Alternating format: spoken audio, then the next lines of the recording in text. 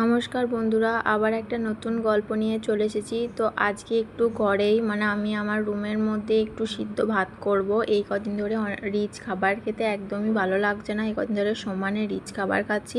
তো সেই জন্য ভাবলাম আজ একটু ঘরের মতন বেশ আলু সেদ্ধ ভাত করে নিই, ঘি দিয়ে খাবো। আর আমার এরকম নর্মাল ভাত খেতে ভীষণই ভালো লাগে। আমি মাংসর ঝোল দিয়ে ভাত খেতে পারি না, আমি কোনো ভাজা ভুজি সেরকম আমি বেশ শুকনো শুকনো খেতে পছন্দ করি। আর বিশেষ করে এই ফেনা ভাতটা আমার খেতে খুবই ভালো লাগে। তো তোমাদের কার কার ভালো লাগে কমেন্ট করে জানিও।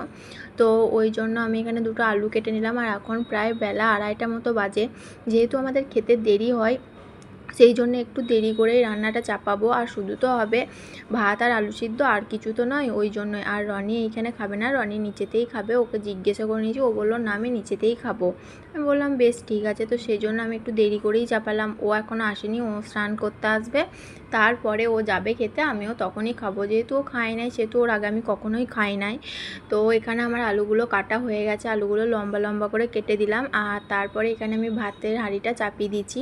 তো একটু চালে আর ডালে একসাথে মিক্সড করে দেবো, যেহেতু কোনো শাক সবজি কিছুই নেই গো, তাই একটু ডালও দেবো, অল্প পরিমাণে মুসুর ডাল। আর আমি মুসুর ডালটা খেতেই বেশি পছন্দ করি, আমি মুগ ডাল একদমই খেতে পারি না। তো এখানে আমি চাটি মুসুর ডালও অ্যাড করে দেবো। আর এটা খিচুড়ির মতনই হবে, হলুদ ছাড়া খিচুড়ি আর কি, নুন হলুদ এসব দেবো না, একদম শুধু সেদ্ধ করে নেবো একটু, বাস তাহলেই হয়ে গেল। তো এখানে চাল ডালটা আমি ভালো করে ধুয়ে নিয়েছি, আর এটাও আমি হাঁড়ির মধ্যে দিয়ে দিলাম। আর তারপরে ভাতটা ফুটে উঠুক, আর একটু কমিয়ে দেবো গ্যাসটা, আস্তে আস্তে হোক, অত তাড়াহুড়ো কিছু নেই কো। তো এখানে আমার ভাতটা একদম রেডি হয়ে গেছে। একটু ঘি, নুন আর দুটো কাঁচা লঙ্কা নিয়ে নিয়েছি। তো ভাতটা আমার খেতে না একদম অমৃত লেগেছে, দারুণ, একদম বাড়ির স্বাদ পেয়েছি।